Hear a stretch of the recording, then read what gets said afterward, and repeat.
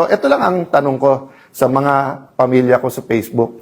Bakit si Senator Lacson at yung Senator Raffy Tulfo, Senator Erwin Tulfo, na gumagamit din naman sila ng Facebook, na tignan nyo nga sa Senate, bawat salita, tumingin lang ng ganun, gumanon, may sumusunod sa kanila di ba?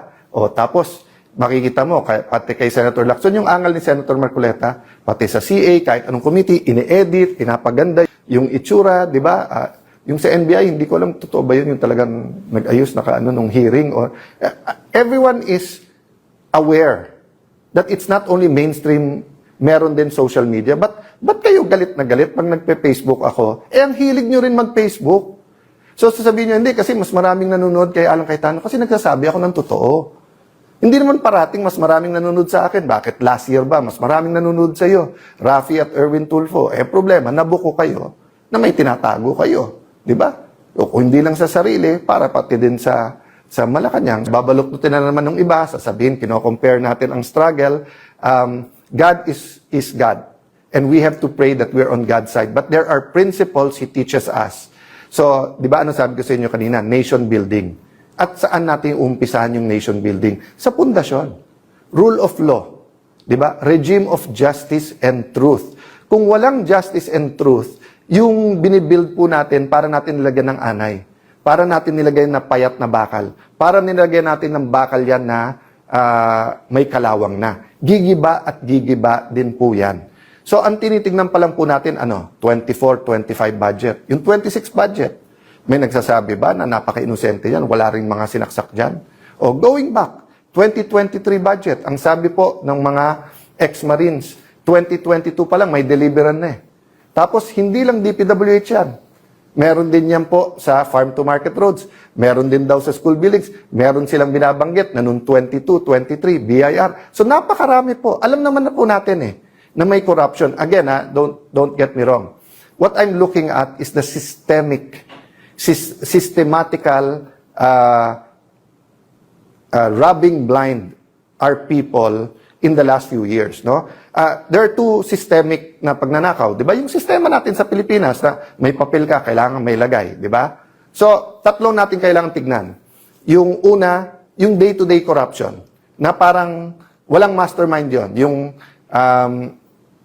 wala kang plaka, hinuli ka, penging 1,000. Yung nahuli ka, walang driver license, penging 1,000. Magpa-file ka ng business permit, 20,000 lang dapat mo bayad, penging 5,000. Diba? So yun, we will deal with that, and we're dealing with that, and citizens are dealing with that, churches are dealing with that, business groups are dealing with that. Pangalawa, yung systemic, yung ganun na sa Pilipinas, yan ang kalakaran. So we have to deal with that through values, through systems. But I'm talking about the systematic and continuing robbing us blind now and using the last bastion, which is the Senate, not only to be the rubber stamp, but to be their mouthpiece para maraming issue para hindi tayo tumutok dito. So that's the sad thing, that there is an economic crisis. Naghihirap ang ating mga kababayan. So kailangan natin isabay yun, pero hindi natin pwedeng ilihis ang usapan. So in behalf of the senators I represent, in behalf of the people praying for us, in behalf of students, farmers, healthcare workers, OFWs, seafarers, na sinasabing, boss, may pag-asa pa ba ang Pilipinas? Boss, boss, hindi kami nawawalan ng pag-asa. Huwag niyo kaming bossin, kayo boss namin. Ilan politiko na ang dumaan na kayo boss? You do not cover up from your boss. You tell the boss the truth. If you tell your boss lies, he will fire you and even put you in jail. Diba? Pero ngayon po, hindi. So may dalawang boss. Boss ng cover up at saka yung boss ng gustong mag-uncover. Please meditate on that. Handa po tayo. So dati, ang capacity po natin bilang Senate President at mga kasama ko bilang mga chairman ng mga committees, gagamitin natin as a platform yon for the truth. Hindi para usigin or i-persecute ang kahit sino. Iba ang prosecute, iba yung persecute. Hindi po. We were going to use that platform.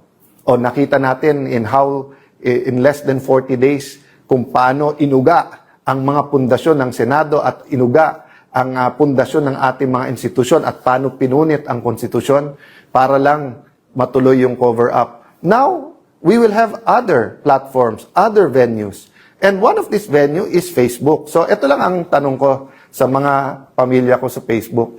Bakit si Senator Lacson at yung Senator Raffy Tulfo, Senator Erwin Tulfo, na gumagamit din naman sila ng Facebook na tignan nyo nga sa Senate, bawat salita, tumingin lang ng ganun, gumanon, may sumusunod sa kanila di ba? O tapos, makikita mo, pati kay Senator Lacson, yung angal ni Senator Marcoleta, pati sa CA, kahit anong committee, ini-edit, pinapaganda yung itsura, di ba?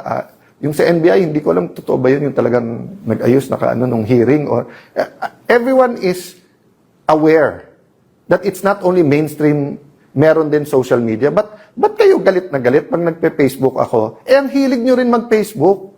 So, sasabihin nyo, hindi, kasi mas maraming nanonood kay Alan Cayetano, kasi nagsasabi ako ng totoo.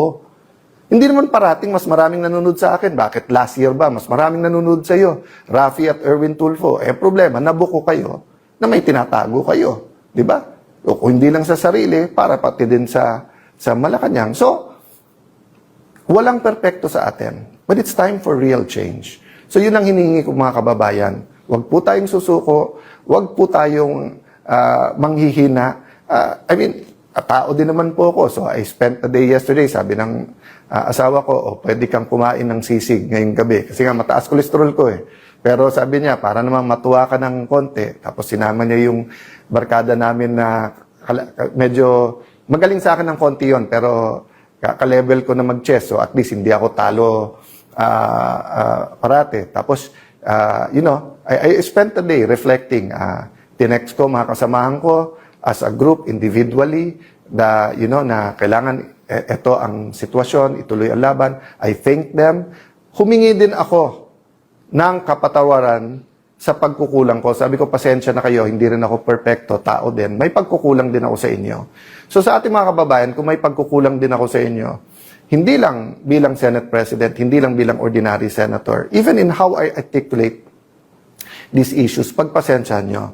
But like you, let's all do our best. Let's not lose hope. And let's keep praying. No? I still believe there will be people who will be switching sides. Sabihin nyo, hindi sir, pakonti ng pakonti tayo. Sir, iba talaga yung may pera, may kapangyarihan. Hindi po. The moment you lose hope, that's the moment. Kasi may spiritual warfare dito. No? Sabi sa Bible, meron pong principalities, authorities, spirits. Isang spirit doon yung lying tongue. Yung bumubulong, talo na kayo, wala na kayong magagawa. Total, sila kumita ka na rin. Di ba? Huwag po tayong makikinig doon. Doon po tayo sa tama. Let us build this nation we love. And let us serve the God we love.